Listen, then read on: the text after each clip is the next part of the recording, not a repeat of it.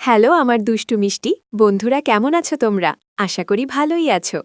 আশা করি আজকের গল্পটা শুনলে আমি গ্যারেন্টি দিয়ে তোমাদের বলতে পারি পানি চলে আসবে। তাই বন্ধুরা, পায়ে ধরে বলি, আজকের ভিডিওটা শুরু থেকে শেষ পর্যন্ত দেখো। গল্পটি শেষ পর্যন্ত শোনার জন্য তোমাদের কাছে আমার বিশেষ অনুরোধ রইল। আমার নাম বিপুল। আমি কলেজের লাস্ট সেমিস্টারে পড়ি। আমি আমার বাবা ও মার সাথে থাকি। আমার মামির নাম সুমনা। মামির সম্পর্কে বেশি জানা না থাকলেও এতটুকু বলতে পারি যে গায়ের রং ফর্সা, চোখ দুটি অপরূপ এবং বিশাল এক গুণের অধিকারী। বয়স ৩০ বছর হবে। কাহিনী শুরু হয় আমার সেমিস্টার পরীক্ষা শেষ হওয়ার পর থেকে। সেমিস্টার পরীক্ষা শেষ হওয়ার পরে মামা মামি তাদের বাড়িতে যেতে বলে। তারা সবসময় জেদ করত তাদের বাড়িতে যাওয়ার জন্য, কিন্তু তাদের বাড়িতে আমরা তেমন যেতাম না, বাহানা করতাম। কখনো বলতাম প্রাইভেট আছে বা কলেজ আছে। এখন পরীক্ষা শেষ হয়ে যাওয়ায় আর কোনো বাহানা দিতে পারিনি। তাই আমি আর মা চলে যাই মামার বাড়িতে। আমার বাড়ি থেকে মামার বাড়িও বেশি দূরে না, ৩০ মিনিট লাগে গাড়ি দিয়ে যেতে। মামা দিনমজুর, তাদের একটি ছোট্ট মেয়ে আছে, ক্লাসে ৩তে পড়ে। মামা ও মামি অনেক আদর আপ্যায়ন করত আমাদের। আর্থিক অন্টন থাকলেও ভালো ভালো রান্না করে খাওয়াতো। তখন গ্রীষ্মের দিন ছিল, তাই মামি সবসময় শাড়ি পরত। আমি কখনো মামিকে খারাপ নজরে দেখিনি, কিন্তু মামি যখন শাড়ি পরত তখন মামির স্পষ্ট বোঝা যেত। তাদের ঘরে কোনো ডাইনিং টেবিল ছিল না, পাকা ফ্লোরে বসেই ভাত খেত সবাই। আমি যখন ভাত খেতে বসি তখন মামি নুয়ে নুয়ে ভাত, ডাল ইত্যাদি পরিবেশন করছিল। মামিকে দেখে আমি অস্থির হয়ে উঠি। আমি একনাগারে মামির দিকে তাকিয়েই রইলাম, কিন্তু কাউকে বুঝতে দিলাম না, কারণ পাশে মা এবং মামাও ছিল। কোনোরকমভাবে নিজেকে কন্ট্রোল করে খাবার শেষ করলাম। খাবার শেষ করে আমি ফোন চালাতে চালাতে ভাবতে লাগলাম মামির কথা। মা ও মা মিলে বাসন ও কাপড় পরিষ্কার করতে লাগল। মামাও কাজে চলে গেল, ছোট বোনটা চলে গেল স্কুলে।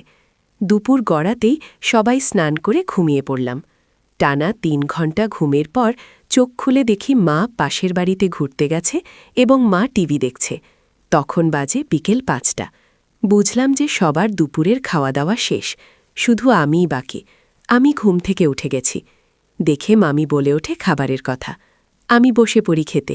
খেতে বসে আমার মনে পড়ে যায় সকালের কথা, তাই আমি মামির দিকে না দেখার আপ্রাণ চেষ্টা করতে থাকি।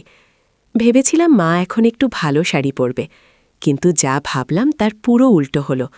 মা সকালের তুলনায় আরও বেশি বেসামাল ছিল, কিন্তু নিজেকে আটকালাম।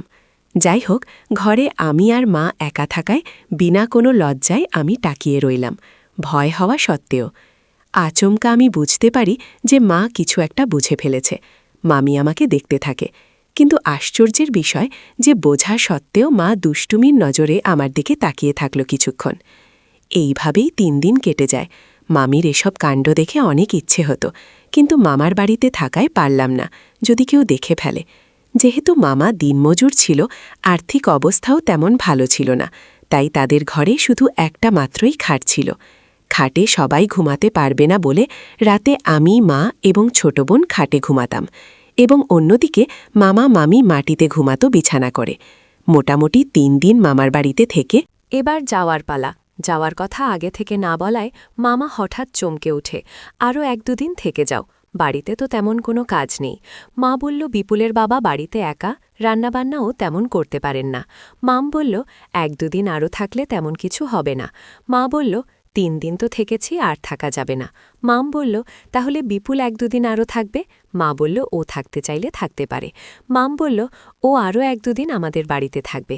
আমি কিন্তু করলেও মনে মনে আনন্দ হচ্ছিল, এটা ভেবে যে আরও ১-২ দিন থাকতে পারবো। এই ভেবে ভেবে আমি মনে মনে অনেক খুশি হলাম। সন্ধ্যা নাগাদ মা বাড়িতে চলে গেল। আমি, মামা মামি এবং আমার ছোট মামাতো বোন মিলে লুডো খেলতে লাগলাম এবং আড্ডা দিতে লাগলাম সময় কাটানোর জন্য। এমন অবস্থাতেও বারবার চোখ মামির দিকেই যাচ্ছিল। মামিও আমার দিকে তাকাচ্ছিল। রাত ১২টা নাগাদ আমরা খাবার দাবার শেষ করে ঘুমতে গেলাম। আজ মা না থাকায় আমি আর ছোট বোন খাটে শুয়ে পড়লাম। মামা মাটিতে বিছানা করে শুলো, কিন্তু কিছুক্ষণ পরেই বুঝতে পারলাম যে মামি অসুস্থতার বাহানা দিয়ে খাটে শুয়ে পড়ল। এটা জেনে আমি মনে মনে অনেক খুশি হয়েছিলাম, কিন্তু এই খুশি বেশিক্ষণ রইল না, কারণ আমার আর মামের মাঝখানে ছোট বোন শুয়েছে বলে আমার সব আশা ভেঙে গেল। যাই হোক, এটাই স্বাভাবিক। এসব কথা ভাবতে ভাবতে কখন যে ঘুম লেগে গেল বুঝতেই পারলাম না। আধ রাতে একটা আশ্চর্যকর বিষয়। রাত প্রায় ৩টা নাগাদ আমার হঠাৎ ঘুম ভেঙে গেল। উঠে দেখলাম যে ছোট বোন আমার আর মাম মাঝখানে নেই, ওরকেও মাম আমার আর ছোট বোনের মাঝখানে শুয়ে আছে। কিছুই বুঝতে পারলাম না, তবে মনে মনে অনেক খুশি হলাম। তো কেন জানি আমার সন্দেহ হচ্ছিল যে মাম এখনও জেগে আছে, তাই ভয়ে কিছু না বলে শুয়ে পড়লাম। পরের দিন সকালে উঠে আমি মামির চোখে চোখ মিলাতে পারছি না।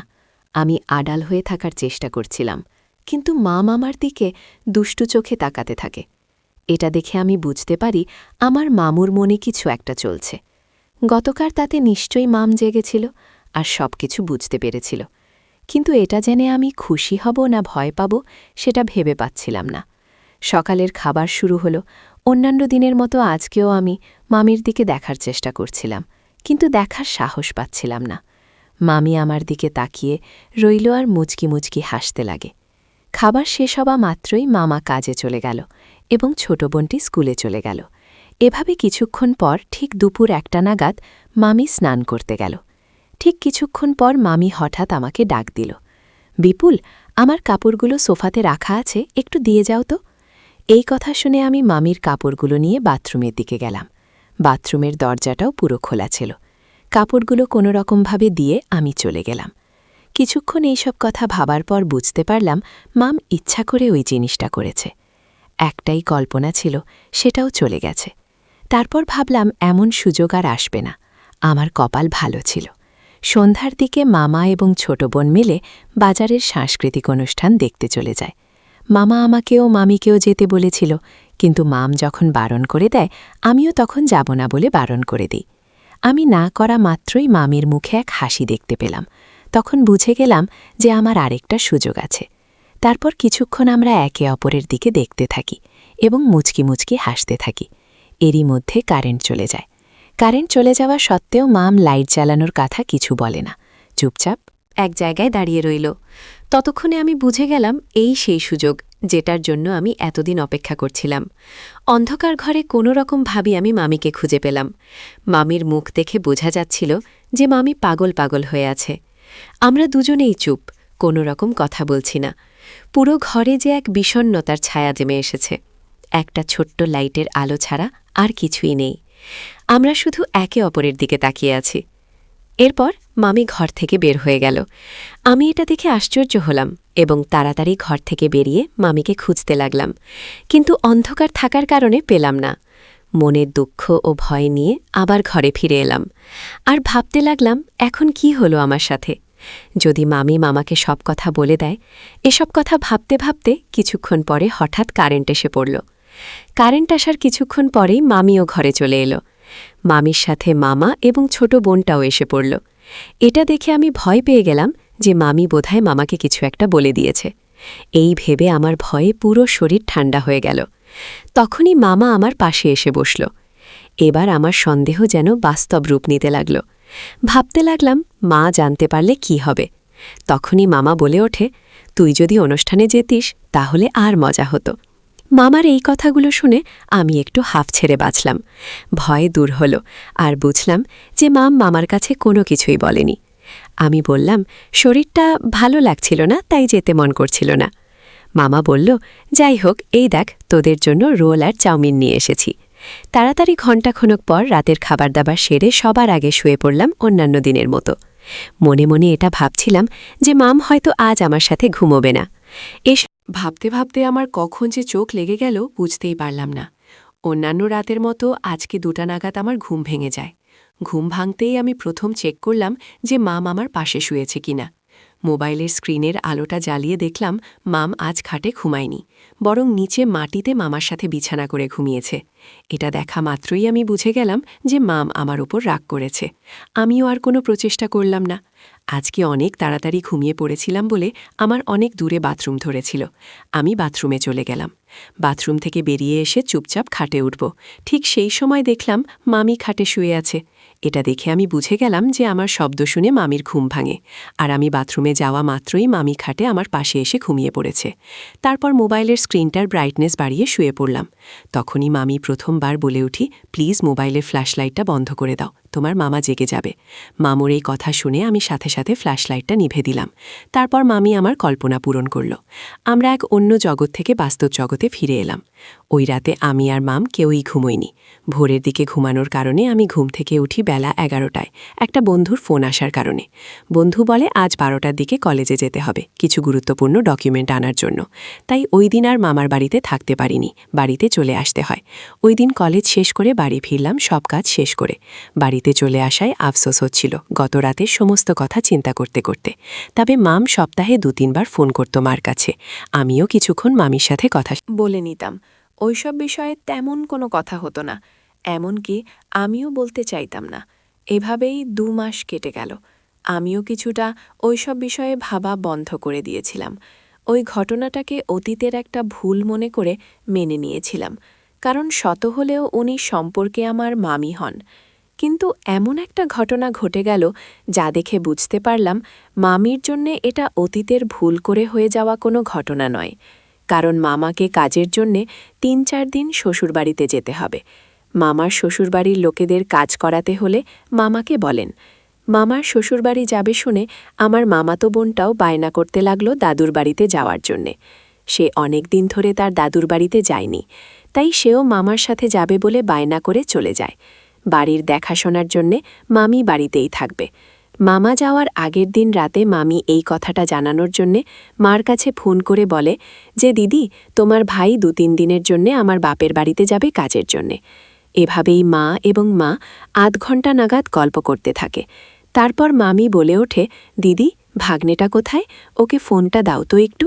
মামি বলল, তুমি কেমন আছো? আমি বললাম, হ্যাঁ ভালো আছি, তোমরা কেমন আছো? মাম বলল, আমরাও ভালো আছি, কাল ফ্রি হলে আমাকে একটা ফোন করো। আমি বললাম, কেন, কোনো কাজ আছে নাকি? এটা বলতে বলতেই মাম ফোনটা কেটে দিল। মামির কথাটা শুনে আমার একটু সন্দেহ হলো, তাই আমি পরের দিন মামির কথা মতো দুপুর 3টে নাগাদ মামিকে ফোন করি। হ্যালো মামি, আপনি ফোন করতে বলেছিলেন, আজ রাত তুমি আমাদের বাড়িতে আসতে পারবে? আমি বললাম, কেন, কোনো কাজ আছে কি? মাম বলল, কাজ আছে বলেই তো বলছি। আমি বললাম, কি কাজ? মাম বলল, আসলেই বুঝতে পারবে, কিন্তু এক রিকোয়েস্ট কেউ যাতে জানতে না পারে যে তুমি আমাদের বাড়িতে আসছো। আমি বললাম, মাকে না বলে কিভাবে আসব? মাম বলে, যে কোনো একটা বাহানা করে দিও, আসবে কিন্তু। এটা বলেই মাম ফোনটা কেটে দিল। আমিও যাওয়ার জন্য রেডি হলাম, কারণ আমি গেলে আজ বাড়িতে শুধু মামি আর আমি থাকব। আমি মাকে বললাম, আজ আমি বন্ধুর বাড়িতে থাকব বলে রাত 8টা নাগাদ মামি বাড়িতে চলে যায়। দরজায় আস্তে আস্তে নক করতে লাগলাম। তখন মামি বলে ওঠে, তুমি এসেছো নাকি? হ্যাঁ মাম, আমি এসেছি। এটা বলা মাত্রই মামি তাড়াতাড়ি দরজাটা খুলে ঘরের ভিতরে নিয়ে যায়। তারপর মামি আমাকে মাংস ও রুটি খেতে দিয়ে ঘরের বেঁচে থাকা কাজগুলি তাড়াতাড়ি সেরে নিতে লাগল। খাবার শেষ করে মামির সাথে আড্ডা দিলাম। তখন মামি আসছি বলে বাথরুমের দিকে চলে গেল। আমি মনে মনে ভাবতে লাগলাম, আজ বোধহয় কিছুই হবে না, শুধু শুধু আমি এসেছি আজ।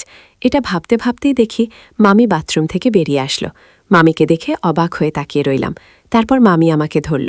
এরপর অনেক দিনের কল্পনা পূরণ করল। আমি ভোরের সময় বুঝে মামার বাড়ি থেকে বেরিয়ে আসি। বন্ধুরা, আজকের মতো এখানেই শেষ করলাম। দেখা হবে পরের